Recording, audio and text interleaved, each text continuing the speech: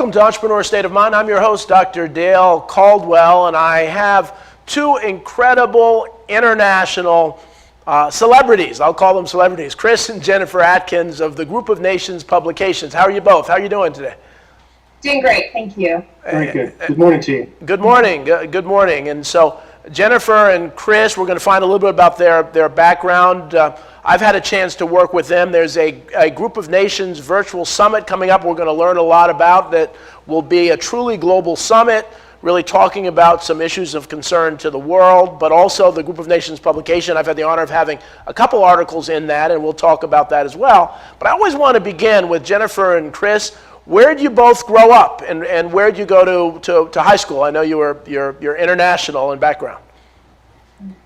So I grew up just outside of London, a place called Essex, and I lived in Loughton in Essex. Okay. And I went to West Hatch High School there, and then actually left high school and went to catering college in London, trained to be a chef. Oh, really? Wow.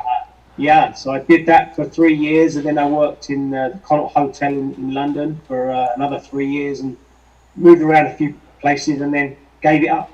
Couldn't stand it. Too many long hours. Wow. Wow.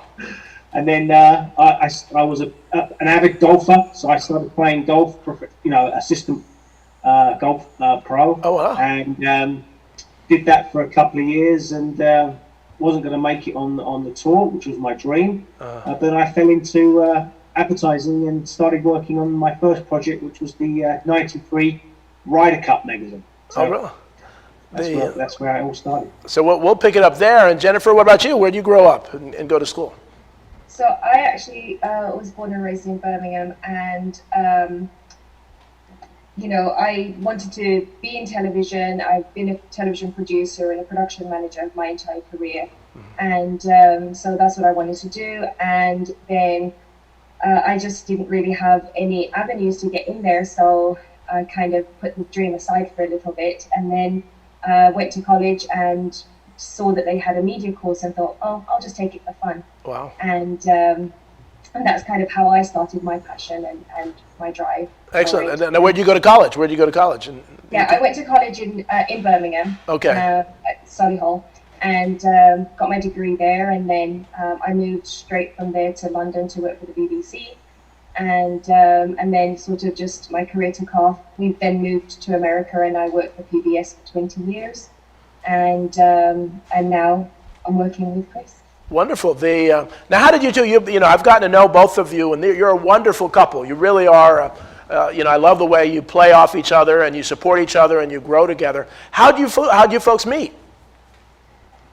Well, when I was chefing, when I was in the chefing industry, the pastry chef was Jennifer's sister. Oh, wow. Valerie. Oh, is Valerie. Valerie, yeah. And I think we were having. I had a party up in Birmingham, so I drove up to Birmingham to meet with my other friends, and I stayed at Val's house for the afternoon, and that's how I met Jennifer. She came running through the kitchen because it was her birthday, and she said, "Oh, my Jeep's outside. That's my Jeep. That's my Jeep." And Valerie went, "No, that's his Jeep." That's how we first met. Oh, that's wonderful. That's wonderful. I was a little spoiled, and I thought my parents had bought me a Jeep for my birthday. Oh, that's.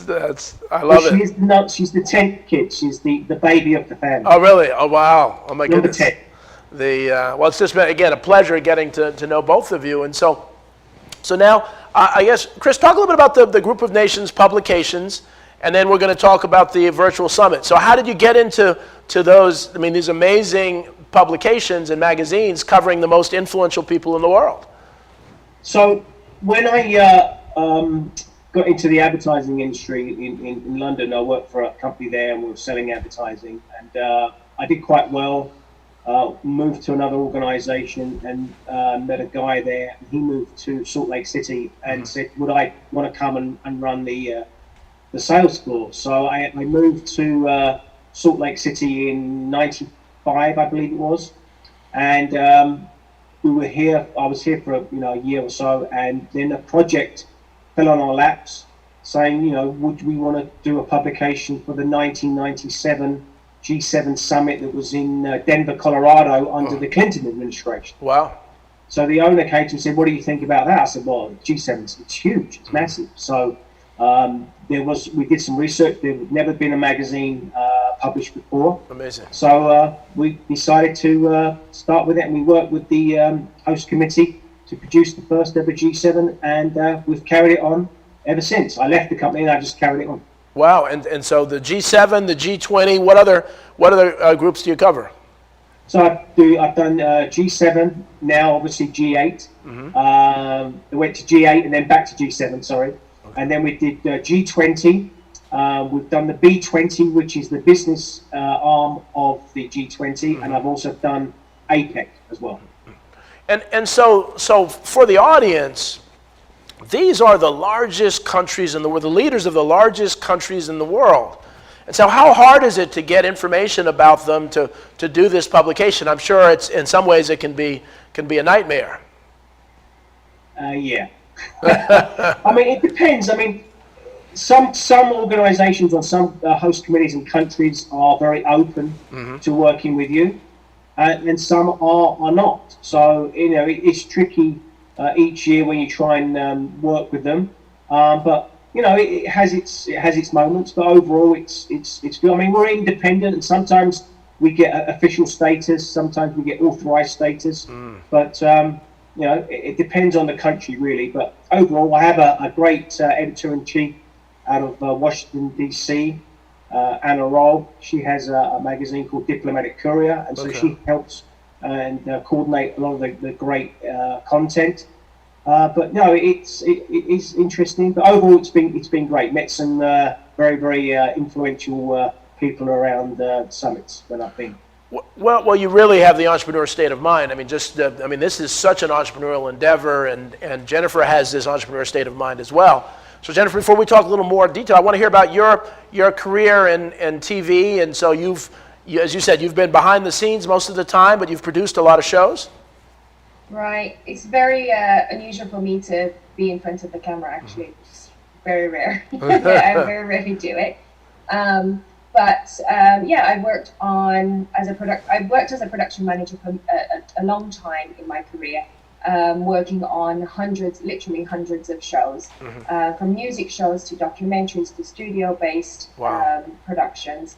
And it's just really run the gamut, promotional pieces and so on. So as the production manager for our local PBS station, I was actually in charge of the entire production schedule as well, and all of the production staff, and really worked with alongside the producers to ensure that their projects went through everything that they needed to have happen in order for us to deliver the projects on time, and simultaneous projects on time going through the system. So it was, I could be working on 30 plus projects simultaneously. It was quite a lot. And when I say that, I mean some would be long form documentaries, some would be studio shows, some would be interstitials and things like that. But it wouldn't be unusual for me to be managing that number of productions.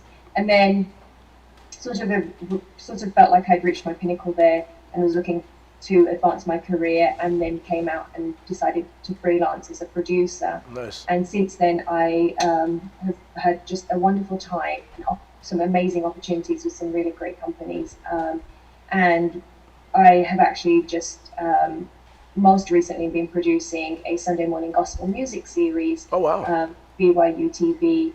I've produced 3 seasons so far. We've had absolutely amazing artists: Amy Grant, Michael W. Smith. We've had Yolanda Adams, just some really Travis Green, just some really wonderful people on, and the show has been a real blessing for what it's done really for us and other people. And we've just got season 4, so that's great.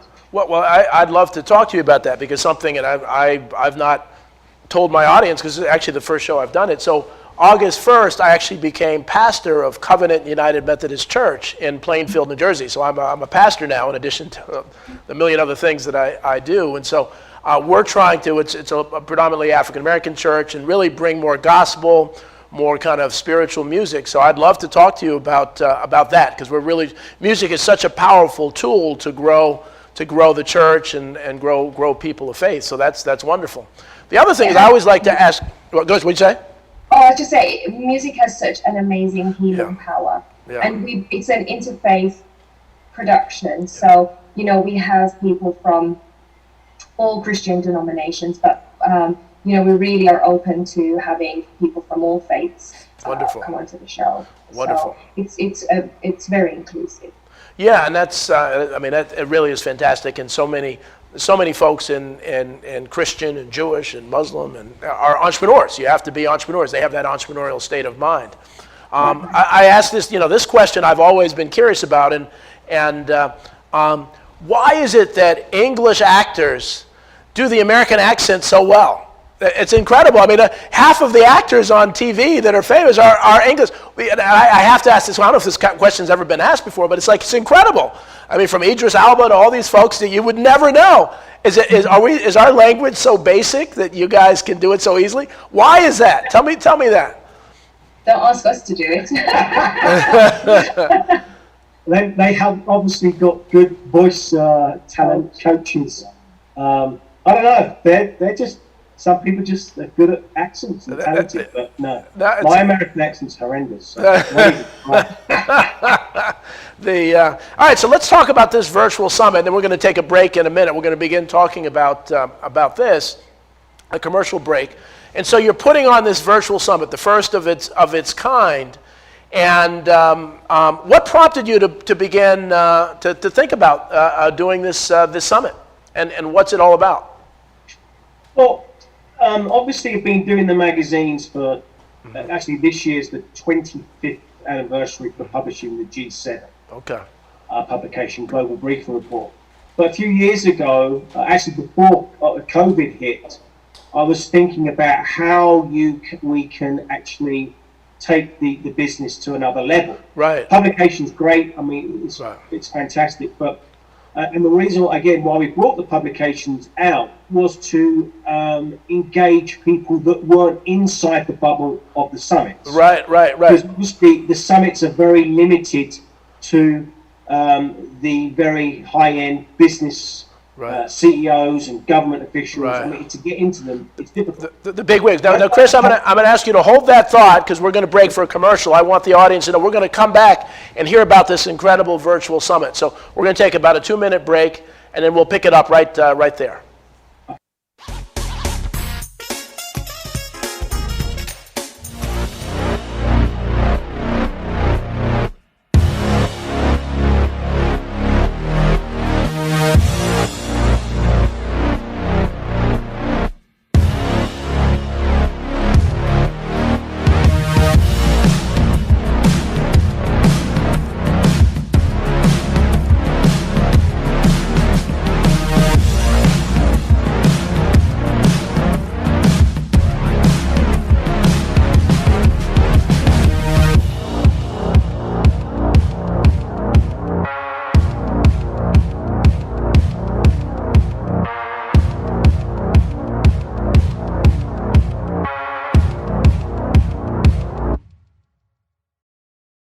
So, I'm kind of new here, but I've noticed a trend.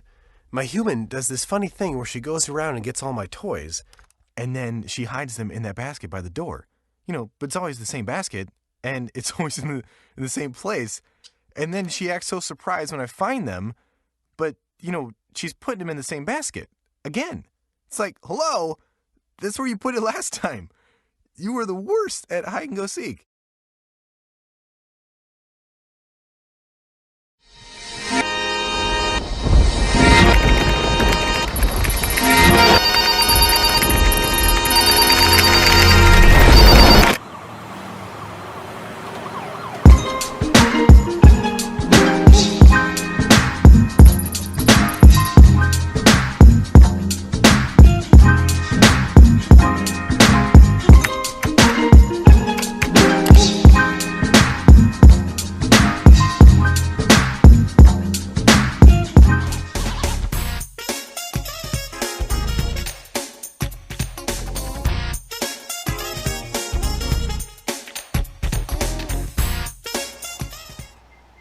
Welcome back to Entrepreneur State of Mind. I'm your host, Dr. Dale Caldwell.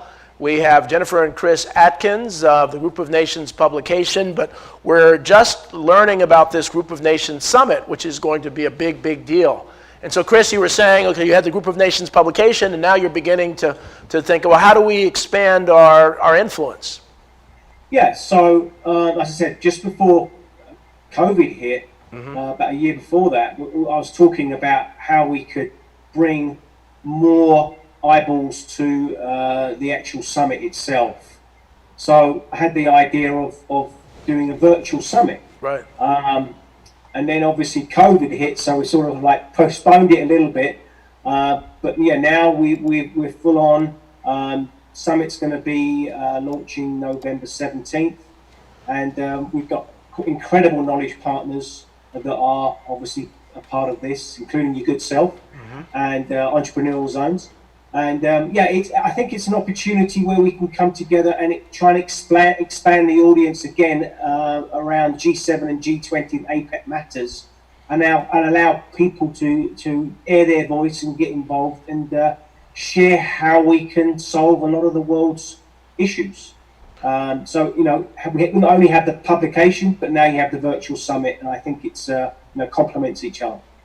Well, the design of the virtual summit is amazing. It really is as close to simulating exactly what an in-person conference would be as you could possibly get. You have breakout rooms and other things, and we'll talk a little more about that. But I'm particularly honored that this concept of entrepreneur zones in economically challenged areas, that we're creating an ecosystem that will generate jobs and hopefully revitalize, that you're allowing us to be one of the presenters at this prestigious conference. And so I just want to thank you both for giving us that opportunity. And so Jennifer, you're producing this, and so you want to talk about some of the features of this kind of conference and why people should watch? At the end of the day, really springboarding from what Christopher just said, a lot of it is to do with the fact that it is a closed shop at the summit, and so what we're trying to do is provide vertical platforms for people to have opportunities to have exposure to the information. So what we want to do is have other people with invested voices and who are invested in the outcomes of the G7 and the G20 and their engagement groups, such as the B20 and the W20, the U, and so on and so forth. Because again, that is, as long as we have a broader contingent of invested voices, then the dialogue can continue, and we can hopefully find, as Christopher says, solutions to a lot of the world's issues. I think that when you have organizations or bodies of people that are so small, really, but represent 4.9 billion global citizens, right. That's a huge proportion of the population that this small group, and powerful group, of course, but a small group represent. And we as the people, we need to stand up and have representation from the ranks, as I see it. So in terms of that's our mission as part of putting the summit on, and in producing the summit, that's the content that I'm looking for all of our partners. We have IOE and we have Tracy to talk about illicit trade. We are partnering with of course your good selves and Northwestern University and Jarvis Christian College. I mean, we have a lot of fantastic people that have come on board with us, the Middle East Institute, and so on and so forth. So for each of those, I've asked for everyone to produce content that has a global perspective of whatever the topic is that is being addressed. And I think the benefit of people attending would be to have that knowledge and gain that knowledge and that exposure and experience.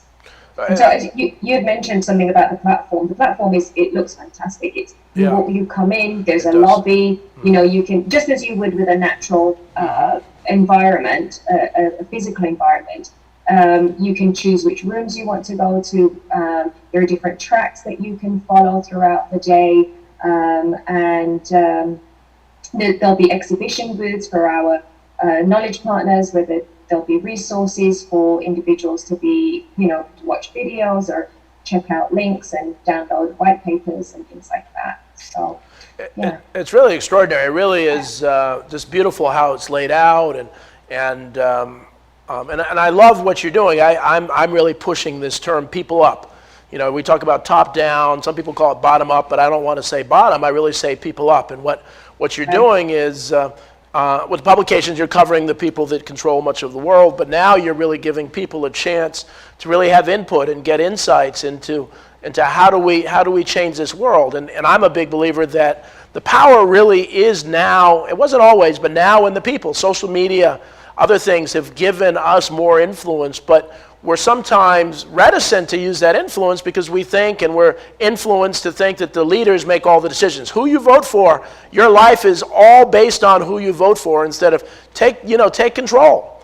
And I really love what you're doing about that. How do people find out more about this summit? How do they, if they want to sign up and they want to go there, how do they find out? They can go to groupofnations.com. Okay. We'll obviously be posting very shortly information where they can go and sign up for the summit and fill out the registration. But we'll be posting stuff out on social media over probably the next couple of weeks. Excellent. So they can go there. But groupofnations.com is the actual website they can check out. Excellent. Yeah, groupofnations.com. I'm honored to have 2 articles in this latest issue.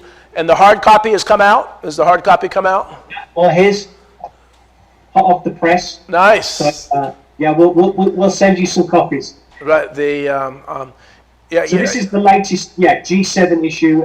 We did a little bit different this year. We did a review of the G7. Normally we bring out the publication in advance. Okay. But we did a review this year. So we got some, official photos from the UK government and the actual official communique with inside the publication as well from the G7. So now, for the audience, Chris had asked me to be on the cover, but I said, why don't you put the leaders of the 7 largest countries instead on the cover? So, keep them happy. Exactly, just keep them happy. So, no, that didn't quite happen that way. But so do they actually read the publication? I know they're senior staff, but do some of the presidents read the publication? I have had a picture with myself and former Prime Minister David Cameron from the UK. Oh wow! Wow. Yes, I mean sometimes when we get authorization from the G7, they put it in the hotel rooms where the leaders are, and we've got. I mean, I've got some great photo galleries of some top execs and leaders reading. Christine Lagarde, for instance, she's had a copy of it, and wow. Jack Ma from Alibaba. Oh, really? He's had copies of it. Yeah. So no, it's getting out there. Yeah. And we also distribute. We've had distribution through the VIP lounges of Delta Airlines and private jet companies. So we try and obviously target the correct demographics that will want to read this publication.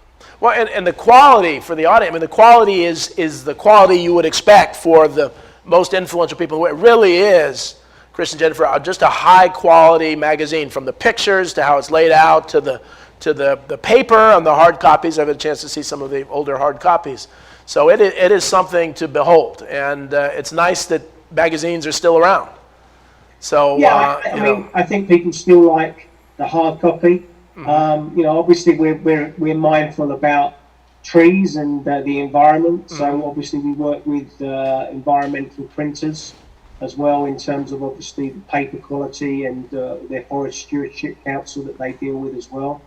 So, but yeah, obviously it is now more leaning to more digital. Mm-hmm. I mean, you can get more vast audience with digital. But yeah, we still obviously print copies that we distribute to different outlets. Yeah. But the quality of your pictures too. I mean, the pixels and other things. I love the digital nature of the magazine, and no, it's really as I said, it's an honor to be part of that team. And so, as we go forward, what's next? This virtual summit's going to be really, really successful. The magazine is really, really successful. What's next in the plan for the two of you? Well, obviously, for this year, we've got G20 coming out end of October, beginning of November. Then we're doing the APEC publication. That's going to obviously cover the APEC Summit in New Zealand. That's going to actually be a virtual event. Okay. The APEC Summit. And then I've teamed up with NEPAD Business Foundation, which is the business arm of NEPAD out of Africa. Okay. Because Africa is another major component to the G7 and G20. But Africa don't really have true representation. I mean, African Union is there at the G7 and G20 sometimes. Right. But I think sometimes Africa gets left out, and it's a massive continent. It's absolutely booming. So we're doing a special G7, G20 NEPAD Business Foundation publication. And obviously we're doing the virtual summit, and then we'll start looking at 2022. Obviously Germany will be hosting the G7, yeah, Okay. and then Indonesia will be hosting the G20 next year. So we'll continue to plan for that year. Have you approached Davos or any of those other big events? No, Davos, they have their own big media they do? Okay. within house, and they do their own publication. But I mean, obviously, we've had some of the CEOs that visit Davos, be part of what we do as well. And so for the audience, the business, what is it? The Business 20. What is that group? Who's part of just the 20 largest companies in the world, or what's that? What's the Business 20? Well, yeah, the Business 20 is basically it's the private sector aspect of it. Okay. So yes, there is large corporations that get involved because they want to obviously tell the governments what needs to be done from a business angle. Right. So they all come together again once a year. That started in 2010. Korea were hosting the G20, and they started the B20 back then. Wow. And that continued. And they come together, talk about business issues and what needs to be done and how business and government can work together. Wow. Trade and investment and health. So yeah, that's a really big summit, and they have a communique. Then they present their communique to the leaders. Okay. Well, So there's the W20, which is the women's 20. There's the S20. There's the T20. There's the C20. Wow. There's the U7, and so yeah, there's a lot of different engagement groups that are all under the umbrella of the G20. Well, it's amazing. I mean, I am just really so impressed with what the two of you are doing, and the connections to literally the most influential people in the world. And so, unfortunately, we're at the end of time. It goes very, very quickly. Jennifer and Chris, I just want to thank you so much for being on the show. Groupofnations.com, you can get information about the virtual summit and the magazine and the publication. So I want to thank you all for watching Entrepreneur State of Mind. Again, Jennifer and Chris, thank you so much. You're wonderful. And we will see you next week. Take care.